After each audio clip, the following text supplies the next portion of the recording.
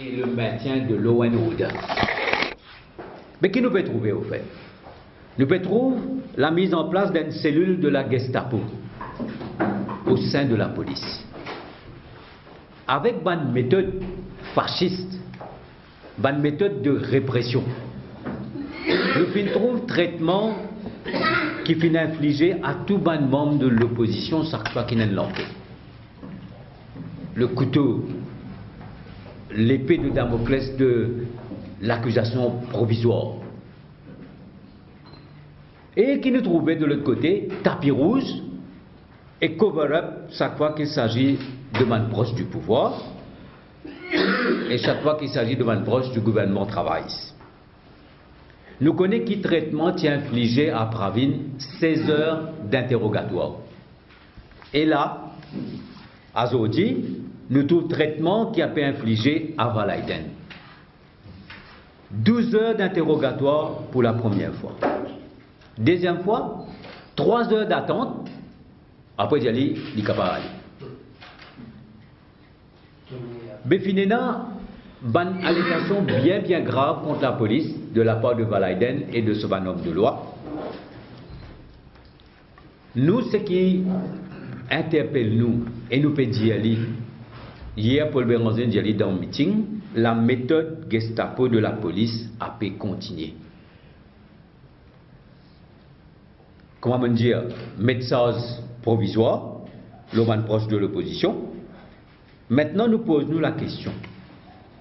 Est-ce qu'il finit un complot pour mettre fausse accusation contre Rama Valaiden?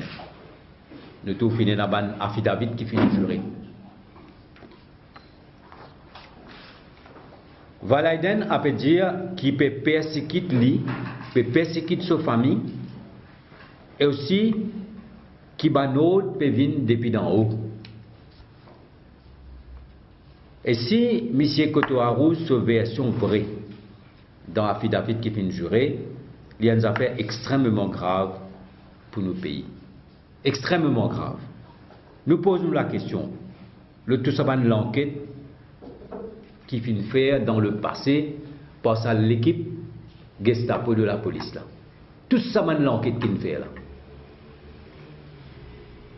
Et ne pas pour étonner si Rama Valaiden a été une victime de sa Gestapo de Ramgoulam. Alors, pour nous, la question qui nous posait, mais qui rôle CIPI dans tout ça? Qui rôle commissaire de police dans tout ça? Et CIPI qui les fait, il garde le silence. Il garde le silence, et quand il vient causer, qu'il y cause? Il cause qu'il y a un commando de un ancien policier, un ancien prisonnier qui a pu faire fracas dans le pays. Et il dit à la population, donne l'information à la police pour capable régler ce problème-là.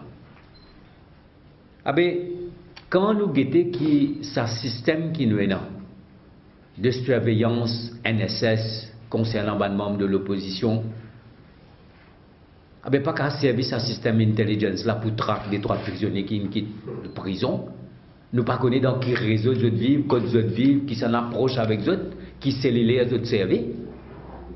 Alors, aujourd'hui, qui peut arriver, nous pas étonnés. Longtemps, tu peux cause escadron de la mort, aujourd'hui, tu peux cause commando de mon ancien prisonnier. Et, au lieu de mettre l'opération pour faire que ça escadron là, ça commando là, arrête d'opérer, les viennent de l'avant pour venir, au fait, créer une psychose dans la population. Faire du monde pire. Mais nous pas étonnés de tout ça. Parce que ça, c'est Ramgoulam. Law and order n'a jamais été une priorité de Navin Ramgoulam. Il est capable et a le leadership pour amener la sécurité des biens et des personnes. Aujourd'hui, donc, il y a un escadron de la mort, aujourd'hui, il y a une psychose de la peur avec le commando. Troisième thème qui me fait aborder, c'est Dilo.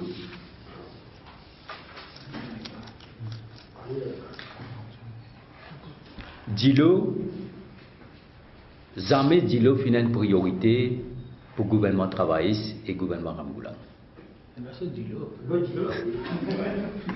Nous tout connaissons.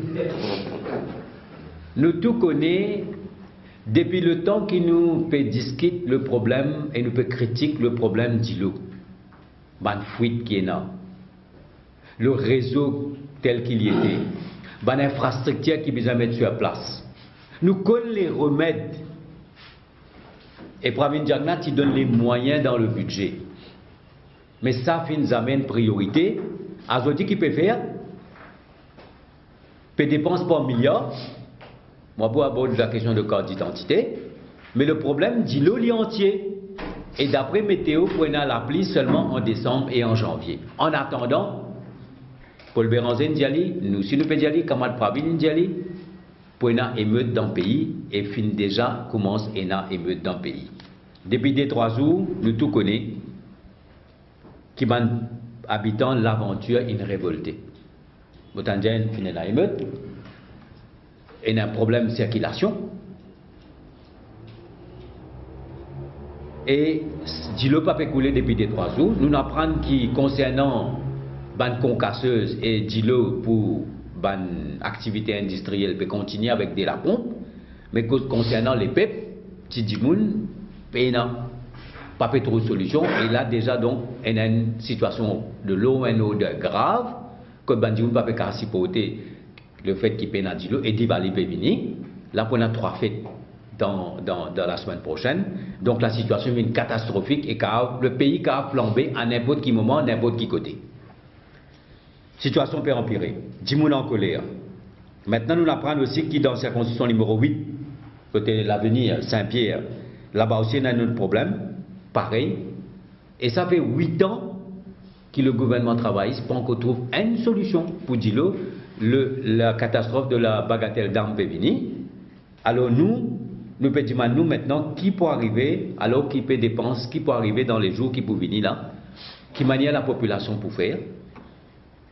Et la modernité de Ramgoulam, c'est ça. La modernité de Ramgoulam, c'est un pays sans Dilo. Moi, 2-3 thèmes brièvement, mais un thème extrêmement important, c'est le sommet du Commonwealth de Sri Lanka. Comme vous connaissez, le sommet est prévu en novembre cette année, et en 2015, c'est l'île Maurice qui peut accueillir ce sommet-là. Nous finissons beaucoup de questions dans le Parlement. Le Human Rights Record en Sri Lanka, et surtout, tout ban abus et ban crime qu'ils commettent contre la minorité tamoule au Sri Lanka. La position du MSM est bien claire. Navin Ramgoolam n'a pas besoin à le sommet Commonwealth. Il n'a pas besoin de diriger sa délégation là. Fini dans un événement récemment là.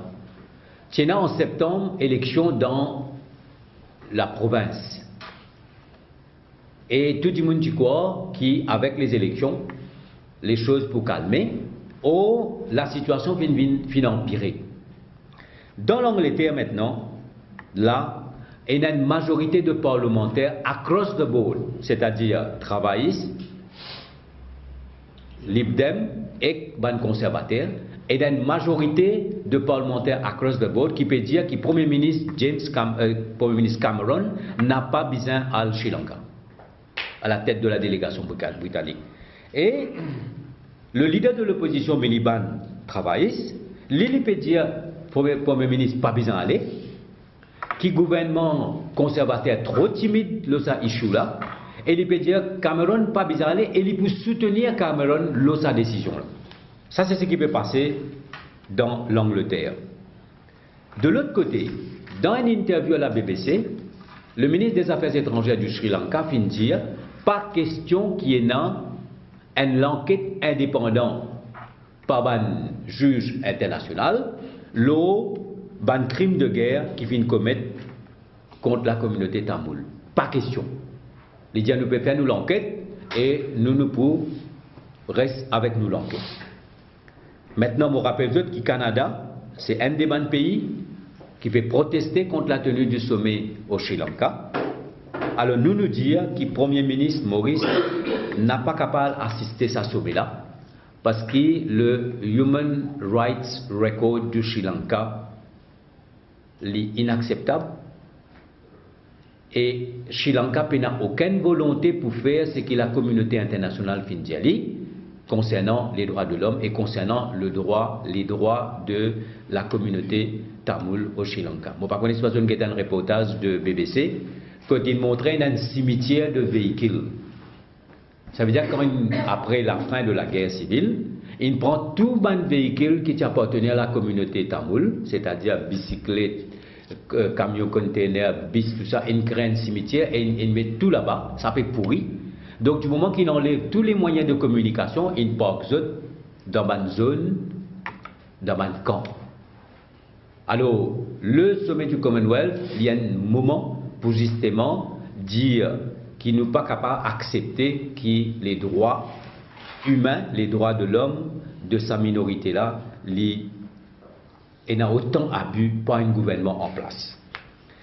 Un autre issue, c'est Chagos. Et dans 30 ans, Olivier Bancoult et ce groupe réfugié chagosien peut célébrer les 30 ans de ce mouvement et de ce combat la semaine prochaine.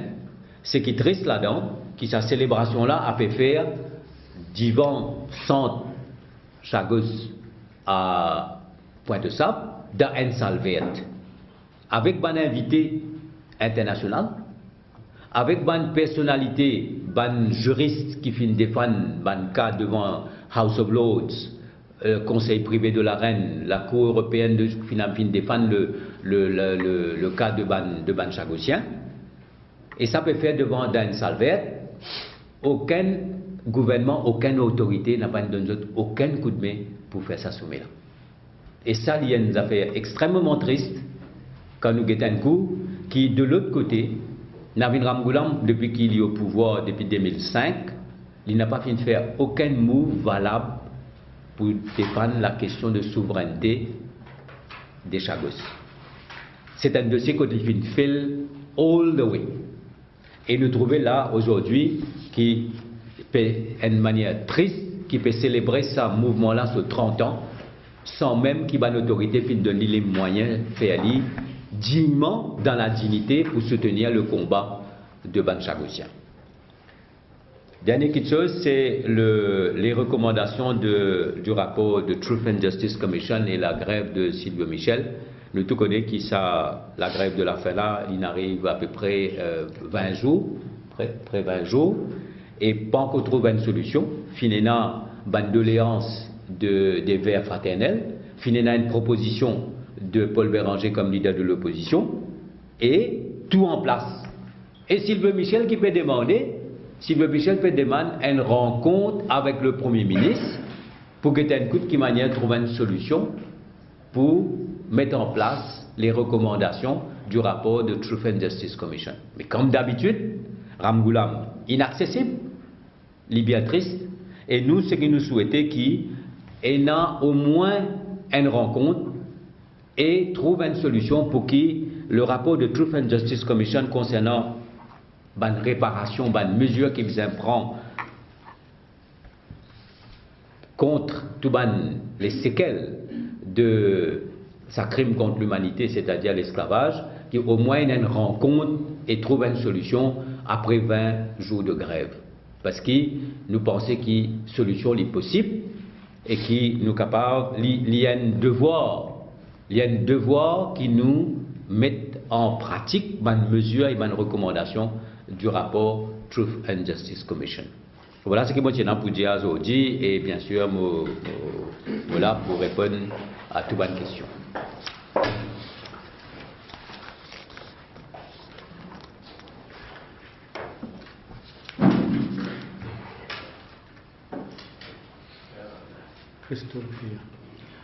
Bon, merci, c'est bien gentil.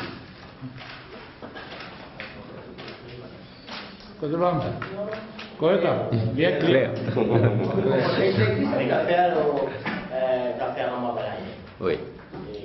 L'opposition, une police, on a fait appel à la police, etc. Mais. Fait appel à la Premier ministre. On a fait appel à la Premier ministre pour faire une commission d'enquête, etc. Ah oui. Voilà.